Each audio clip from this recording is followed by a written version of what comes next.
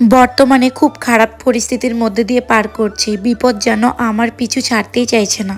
একদিক থেকে মানসিক অশান্তি আর আরেক দিক থেকে মেয়ের এমন অসুস্থতা আমাকে যেন একেবারে ঘায়েল করে দিছে। সেদিন একটা পোস্ট শেয়ার করেছিলাম, সেখানে আমি বলেছিলাম যে আমার আজ অনেক বিশাল একটা সর্বনাশ হয়ে যেতে পারতো।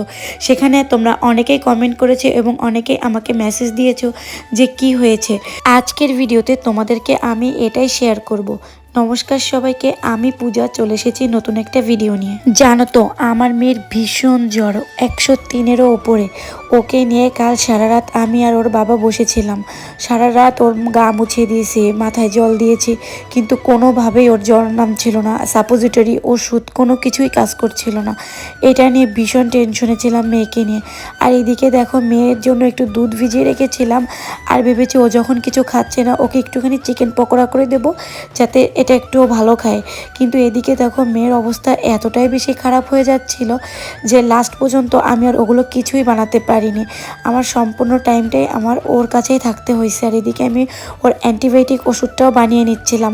আর এদিকে আমি যে চিকেনটা বের করে রেখেছিলাম সেটাও আমি আবার ফ্রিজে রেখে দিচ্ছিলাম, কারণ এখন আমাকে পুরোটা টাইম মেয়েকেই দিতে হবে। আর এগুলো বানালেও ও কিছুই খাবে না। আর মেয়ের শরীর এতটা বেশি খারাপ হয়ে গেছিল, আমাদের আর খাওয়া ঘুম কোনোটাই ছিল না। আর এটা দেখো, এটা কিন্তু পরের দিন, তাও আবার দুপুরবেলার ভিডিও। এখন বাজে প্রায় বিকাল 3টা।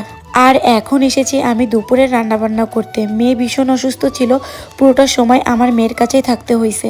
তাই এখন আমি একটা ইলিশ মাছ বের করে নিয়েছিলাম যে এটাই সব থেকে সহজভাবে রান্না করা যাবে আর খুব কম সময়ে আমার রান্নাটা হয়ে যাবে।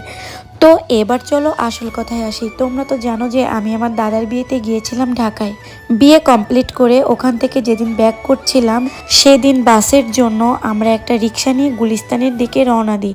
আর গুলিস্তানের ওই রাস্তাটায় প্রচুর পরিমাণে জ্যাম থাকায় রিক্সা বেশ খানিকটা সময় ওই জায়গাটায় দাঁড়িয়েছিল। ঠিক এমন সময় একটা ছিনতাইকারী পেছন থেকে আমার গলার চেনটা ধরে টান দেয়। ভাগ্যক্রমে চেনটা সে আর নিতে পারেনি, কিন্তু আমি এতটা বেশি ভয় পেয়ে গিয়েছিলাম যে আমি পিছনে চিৎকার করার সাথে সাথে আমার যে ব্যাগটা ছিল সেটা রিক্সা থেকে মাটিতে পড়ে যায়। আর আমি যখন তাকিয়ে দেখলাম যে আমার সাথে ব্যাগ নেই, তো আমি আরও বেশি ভয় পেয়ে গেছিলাম এবং আরও বেশি চিৎকার করতে লাগলাম। তো এক পর্যায়ে দেখলাম যে ব্যাগটা ঠিক আমার পার কাছেই পড়ে আছে। তো সেই মুহূর্তে আমি লাফ দিয়ে রিক্সার থেকে নেমে আমি আমার ব্যাগটা নিয়ে নিলাম। আর দেখো ওই ব্যাগটার মধ্যে কিন্তু আমার অনেক কিছু ছিল, যেমন আমার আইফোনটা ছিল, কিছু গোল্ড ছিল, আর বেশ কিছু অ্যামাউন্টের টাকাও ছিল। ভগবান আমাকে রক্ষা করেছে যে আমার কোনো ক্ষতি হয়নি। কিন্তু দেখো ঘটনাটা কিন্তু এখানেই শেষ নয়। জ্যাম ছাড়ার পরে রিক্সাটা যখন চলে আসছিল, সেই ছিনতাইকারীটা কিন্তু তখন পর্যন্ত আমার পিছন ছাড়েনি। সে আমাকে টার্গেটের উপরে রাখছিল আর আমার রিক্সার পিছনই ছুটে ছুটে আসছিল। যেখানে যেখানে জ্যামে রিক্সাটা দাঁড়াচ্ছিল সে তখন পর্যন্ত ট্রাই করে যাচ্ছিল যে আমার কোনো একটা ক্ষতি করার। আর যেহেতু এটা নিয়ে খানিকক্ষণ আগে একটা সিন ক্রিয়েট হয়ে গেছে, তাই এই বিষয়টা নিয়ে আশেপাশের রিক্সাওয়ালা প্লাস প্যাসেঞ্জার সবাই অবগত ছিল। তাই ওই চোরটা যখন আমার পেছন আমাকে টার্গেট করছিল, তখন আশেপাশে রিক্সাওয়ালা প্লাস প্যাসেঞ্জার আমার রিক্সা ওভারটেক করে আমাকে কিন্তু বিষয়টা জানিয়ে যায় যে তুমি একটু কেয়ারফুল থেকো, তোমার পিছনে কিন্তু চোরটা এখন পর্যন্ত ঘোরাঘুরি করছে। তো এখন ভাবো বিষয়টা ঠিক কেমন ছিল। আর আমি তো আরও বেশি ভয় পেয়ে যাই। ঠিক সেই মুহূর্তে আমরা রিক্সাটা ছেড়ে দিই। আর রিক্সা থেকে নেমে তো আমি যে হাঁটবো, আমার যেন আর পা চলছিল না। এতটাই বেশি ট্রমার মধ্যে চলে গেছিলাম আর এতটা বেশি ভয় পেয়েছিলাম। তো তারপরে কোনো রকমে গাড়ি চেঞ্জ করে আমরা কদমতলী বাস স্ট্যান্ডে চলে আসি। আর সেখান থেকে আমরা মাদারীপুরের বাসে উঠে পড়ি। আর এই টাইমটুকুর মধ্যে দিয়ে আমার ওপর দিয়ে যে কত বড় একটা ঝড় গেছে এটা শুধুমাত্র আমিই জানি।